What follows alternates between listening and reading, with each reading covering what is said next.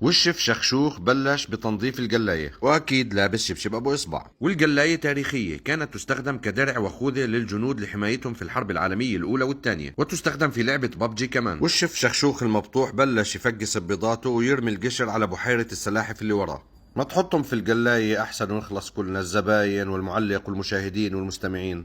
وبلش يخلط ويخربط ويلخبط بالبيض، ومن المؤكد باستخدام ايده وجلدة ايده الميتة بحط البصل في المقلاة مع الزيت. ومن كمية الزيت بنقدر نعرف انه زبون طالب صحن زيت وعليه بيضتين. وبطريقة احترافية بلش يقلي بالبصل، لولا العيب والزيت سخن كان خلطهم بايده. ولو احلف لكم انه تيشيرت الشيف المبطوح كانت بيضة ما حدا راح يصدقني. والشيف المبطوح بلش يحط في بيضاته في المقلاة، والبيض المقلي صار لونه بيج لانه انخلط مع صدى القلاية. لو منركز شوي راح نلاقي ميكروبات بتسبح مع البيض، وشوية بكتيريا بتمارس هواية الغوص في القلاية، وهاي جرثومة بتنط بالجو وبتلف 3 لفات وبتشك راس في القلاية. طلع من